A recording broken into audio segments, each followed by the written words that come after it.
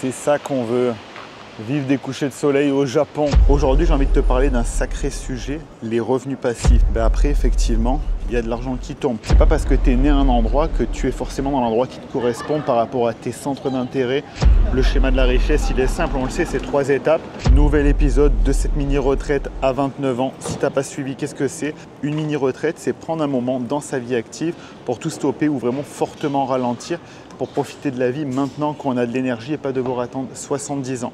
J'en ai déjà fait il y a quelques années. Là, c'est une nouvelle mini-retraite d'1 mois et je me suis donc dit que j'allais t'amener dans mes aventures, te documenter un petit peu ce que je vois, ce que je fais tranquillement, en détente. On va quand même parler de finances personnelles parce que c'est le but de cette chaîne. Et je vais aussi te montrer les endroits que je visite. On est parti pour une aventure d'1 mois. Là, actuellement, le premier stop, c'est Tokyo, au Japon. Si tu n'as pas vu les épisodes précédents, je t'invite à aller voir ça. Et c'est parti pour une nouvelle journée. Petite boulangerie mobile, incroyable. Bon petit café, on ne change pas une équipe qui gagne. Ça, c'est la magie de Tokyo. Tu vas dans une station pour aller au métro et tu découvres qu'il y a un genre de petit marché avec plein de kiosques. Incroyable. Trop stylé. Il y en a pour tous les goûts, de la nourriture, des vêtements, des souvenirs, c'est incroyable. Le système de transport en commun de Tokyo, quand même, il est exceptionnel. C'est un vrai exemple. Tu peux aller partout à un prix quand même abordable quand tu compares à toutes les autres grandes villes. C'est propre, c'est à l'heure, la plupart du temps. Trop bien.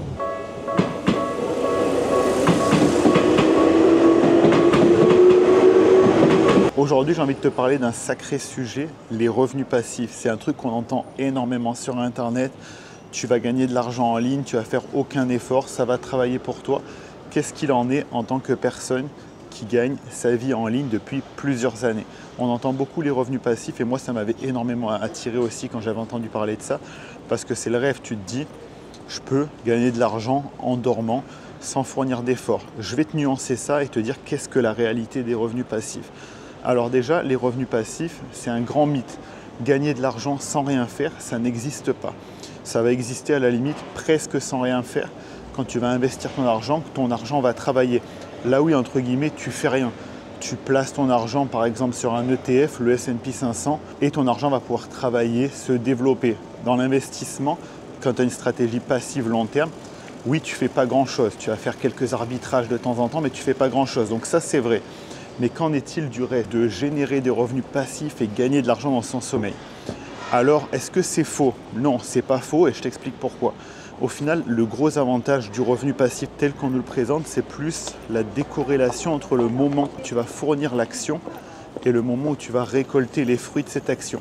Je t'explique, par exemple, avec la création de contenu, avec une chaîne YouTube. Tu vas faire des vidéos, ces vidéos vont fonctionner, elles vont tourner, elles vont pouvoir te ramener des revenus, que ce soit via la publicité, l'affiliation ou autre. Il existe plein de manières de gagner sa vie en ligne. Je pourrais te faire une vidéo si tu as des questions par rapport à ça. Effectivement, ce genre de choses, ça va te permettre de fournir l'effort une seule fois et de récolter les fruits sur le long terme. Comme moi, par exemple, j'ai des vidéos YouTube que j'ai tournées il y a plusieurs années. Il y a des contenus que j'ai créés il y a plusieurs années qui me ramènent toujours de l'argent aujourd'hui. Donc aujourd'hui, oui, c'est devenu des revenus passifs parce que je ne fournis plus d'efforts supplémentaires pour aller chercher cet argent-là. Mais ce n'est pas sans rien faire. J'ai fait à un moment donné. Donc l'avantage, c'est plus d'aller chercher une asynchronicité entre le moment où tu produis l'effort et le moment où tu récoltes les fruits. C'est quand même très intéressant parce que ça va te permettre qu'à un moment T, tu fournis plein d'efforts, tu plantes plein de graines et qu'à un moment donné, ça va germer, ça va te ramener des choses, ramener de l'argent et par-dessus ça, tu vas pouvoir retravailler, donc créer du revenu actif qui va s'accumuler au revenu passif d'il y a plusieurs mois, plusieurs semaines, plusieurs années. Et là, ça va être intéressant. Mais en tout cas, l'effort, il faut le fournir à un moment T. Ça ne va pas sortir de nulle part. Ce n'est pas juste tu vas rien faire et tu vas générer des revenus passifs. Donc oui, par défaut, tu peux gagner de l'argent pendant ton sommeil. C'est juste qu'il faut travailler fort à un moment donné et qu'après, au fil du temps, avec un effet cumulé, ça va tomber tout seul. Tu l'as compris, c'est très sympathique, mais beaucoup plus nuancé que ce qu'on veut te faire croire. Pour moi, c'est ça le gros avantage, c'est que ça te permet d'envoyer des trucs dans l'univers et qu'après, ces trucs-là te permettent d'avoir une récolte, de récolter les fruits de ce travail-là et de pouvoir le cumuler à d'autres choses. C'est-à-dire que revenu actif plus revenu passif, effet boule de neige au fil des mois, au fil des années. Après, effectivement, il y a de l'argent qui tombe.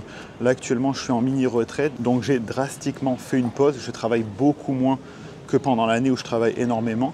Et oui, effectivement, j'ai reçu des virements sans rien faire. Parce que c'est un effort que j'ai fait il y a plusieurs mois, plusieurs semaines, plusieurs années en arrière. Pour te faire une petite différence, par exemple, revenu actif, prestation de service pour un client, où à la fin de la prestation, je donne de mon temps et à la fin du temps que j'ai donné de ma prestation, je gagne de l'argent. Revenu passif, la plus grosse différence, c'est que tu fournis un effort à un moment T et ensuite ça peut éventuellement te ramener de l'argent plus tard, notamment de la récurrence. C'est ça qui est intéressant quand on parle de revenu passif, c'est d'aller chercher de la récurrence. Je te prends l'exemple le plus simple à comprendre, c'est vraiment les vidéos YouTube. C'est par exemple, tu vas créer un contenu qui va ensuite générer de l'argent via la publicité, l'affiliation ou tout autre levier de monétisation et tu vas pouvoir en profiter sur des mois, des années et tout ça. On est au Japon ou à Venise? Bon, un petit Venise et pas des plus entretenus, mais on salue l'effort quand même. Cette ville est vraiment pleine de surprises, magnifique.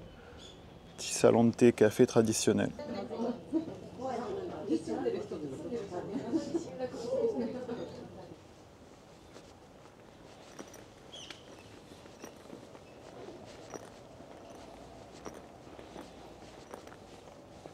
Oui, c'est bien réel, il y a un Picard à Tokyo. Incroyable. Là, on est vraiment dans un quartier de Tokyo en pleine ébullition. Ça construit énormément. Et ça me fait penser de te dire que peut-être que là, tu vis dans un endroit que tu n'aimes pas forcément, où tu n'es pas à l'aise. Bouge. Le monde est grand, tu peux aller où tu veux. Moi, personnellement, je choisis de quitter la France pour aller vivre au Canada, au Québec. Mais toi, c'est peut-être autre chose. Peut-être que toi, tu vas avoir envie d'aller en Asie ou alors d'expérimenter la vie. Il y a plein de visas pour le faire. Tu peux, avec un PVT, aller expérimenter la vie en Australie, au Canada, au Japon. Tu peux aller un petit peu partout. N'hésite pas à penser mondial et à te dire est-ce que j'oserais pas aller vivre dans un autre pays si tu en ressens le besoin. Évidemment, si tu es très bien là où tu es, tu n'as aucune raison de changer. Mais si tu n'es pas bien dans l'endroit où tu es, n'hésite pas à oser. C'est pas parce que tu es né à un endroit que tu es forcément dans l'endroit qui te correspond par rapport à tes centres d'intérêt, par rapport à peut-être une façon de vivre, un climat, une atmosphère. Voyage, découvre, expérimente et peut-être qu'à un moment tu vas vouloir te poser à un endroit et qu'au bout de quelques années ta mentalité va changer, tu vas vouloir aller à un autre endroit, ainsi de suite. Moi j'ai vécu à Londres en Angleterre, j'ai adoré, j'avais 18-19 ans, ça me correspondait, mais là par exemple je ne me verrais plus vivre à Londres, ça bouge beaucoup trop pour moi. Après j'ai été en Australie, j'ai adoré, mais je voulais être dans un endroit un peu plus proche pour ensuite aller voir la famille, pour ensuite aller chercher d'autres opportunités. Donc je suis parti au Canada. Là je vis au Canada, j'adore ça. Mais qui sait dans 10 ans, 20 ans si je vais vouloir aller ailleurs. Tu sais, on ne le sait pas. Donc si tu sens que tu n'es pas à ta place, ose aller chercher ta place ailleurs tout simplement.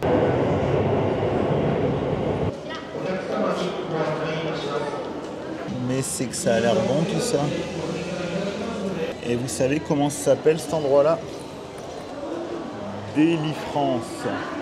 Mais pour de vrai, ça là c'est un bun au curry, c'est délicieux. En fait ce qu'ils font c'est délicieux, c'est un régal. Enfin moi j'adore en tout cas. Enfin bref, comme tu peux le voir, les plans changent du tout au tout. Nouvelle journée, j'allais dire sur Tokyo, mais pas du tout. Aujourd'hui je suis à Kamakura. Donc Kamakura c'est une ville au sud de Tokyo, une ville au bord de l'océan, une ville beaucoup plus traditionnelle d'après ce que j'ai lu. J'y suis jamais allé, j'y étais pas allé lors de mon précédent séjour au Japon, donc on va aller voir ce que ça donne. Là je viens d'arriver à la station de Kamakura et donc nouvelle aventure, nouvelle journée, on va voir ce que ça donne. Il fait toujours super bon, ça fait plaisir, donc c'est parti. Bon, comme vous pouvez le voir, c'est aussi une destination où il y a quand même un certain flux, c'est quand même touristique. Il n'y a pas que du temple et de la tradition, là-dedans tu as aussi des grosses rues commerçantes, c'est blindé. Il y en a pour tous les goûts, de la bouffe, des souvenirs, des petites boutiques de déco, il y a de tout. C'est très sympa après, très très sympathique.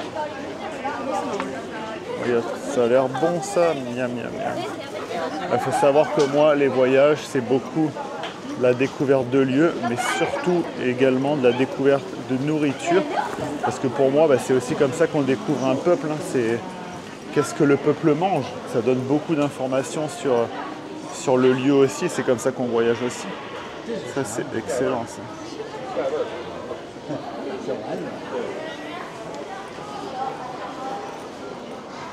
Ça y est, ça m'a ouvert l'appétit pour la 14e fois de la journée. Là, ambiance très sympathique. Là, c'est de l'eau. Ils savent y faire dans les concepts. Juste le lieu te donne envie de venir et de poser. Incroyable. Ojicha latte et 2 petits keiko matcha. En tout cas, elle fait vraiment du bien là, cette mini retraite. Ça va faire un peu plus d'une semaine que l'aventure a commencé et je ressens déjà les effets là, beaucoup plus calme, beaucoup plus paisible.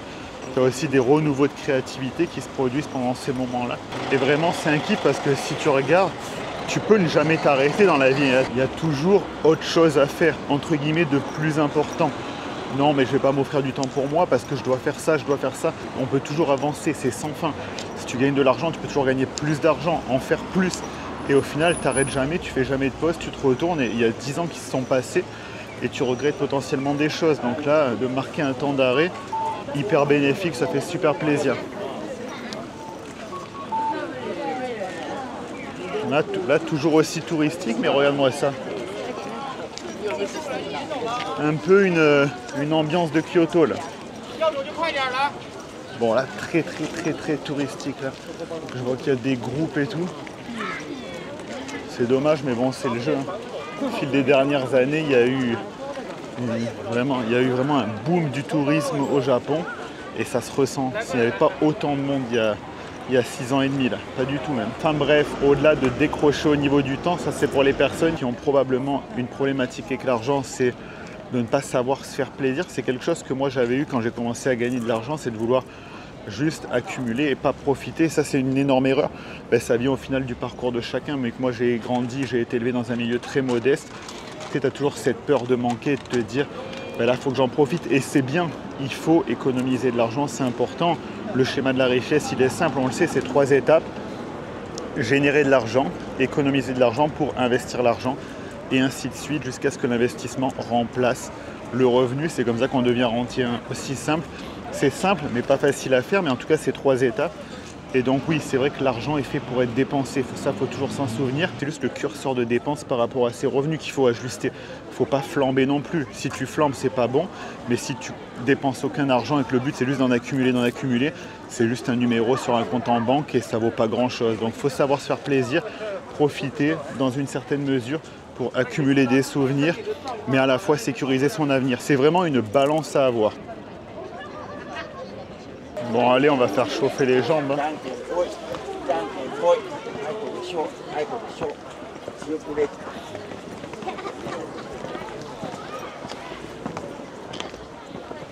J'ai limite chaud là, c'est incroyable.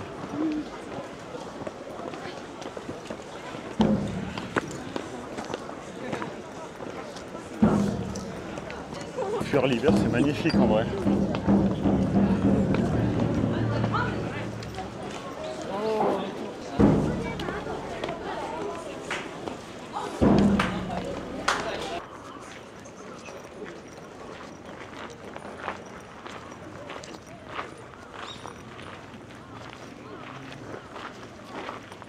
Ah ben il y a quand même des petits coins de calme quand on cherche bien. C'est magnifique. C'est vraiment reposant, ça fait plaisir. C'est sublime. Là on est un petit peu en hauteur. C'est merveilleux.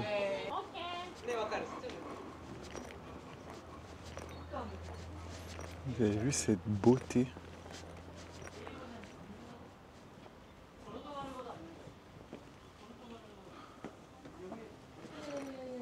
Une bambouserie qui est juste magnifique. Je fais que dire que c'est magnifique, que c'est sublime, mais parce que c'est le cas tout simplement. Je trouve même que c'est même mieux qu'à Kyoto.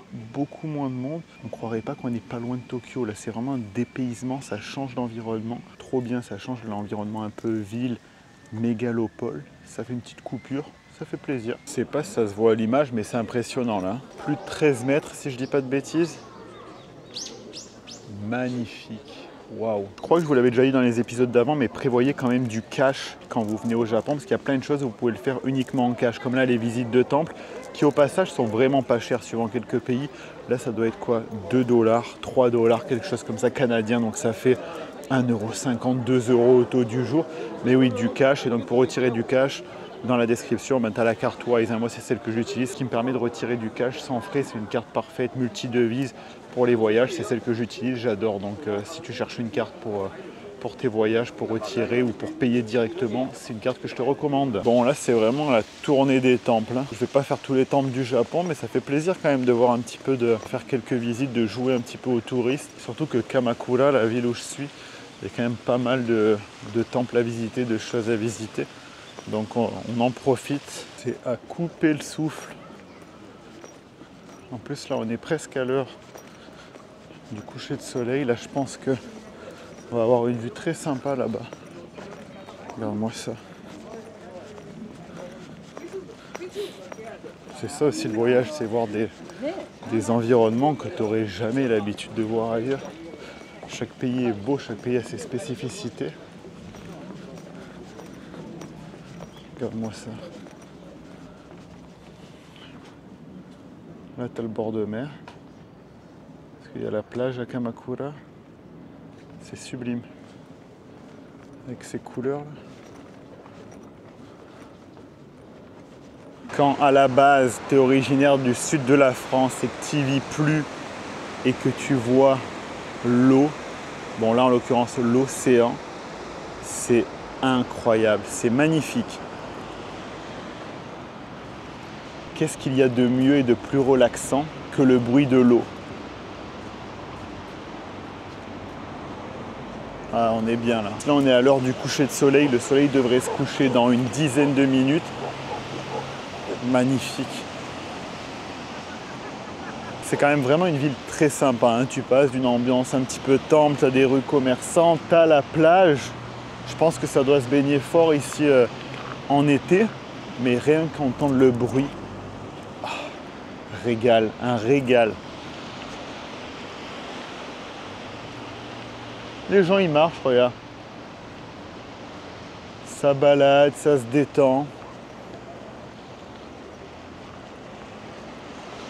C'est ça qu'on veut, vivre des couchers de soleil au Japon. En vrai, je pense que le mieux, c'est que j'arrête la vidéo du jour ici, parce que je pense qu'on a ce qu'il faut niveau contenu, niveau longueur, pour que ça fasse une bonne vidéo agréable à regarder. On se dit à la prochaine, là, dans pas longtemps, pour la suite des aventures. Si tu as aimé cette vidéo, je t'invite à t'abonner à la chaîne YouTube, active la cloche de notification pour être au courant quand une nouvelle vidéo sort. La prochaine s'en vient très très vite et il y en a d'autres qui suivent. Tu peux consulter comme d'habitude la description pour avoir des ressources relatives aux finances personnelles, que ce soit les outils que j'utilise. Tu as également une formation sur l'investissement si tu veux t'y mettre et faire les choses bien, pas n'importe comment. Et je te souhaite une bonne journée, une bonne soirée suivant quand tu regardes cette vidéo. Ciao!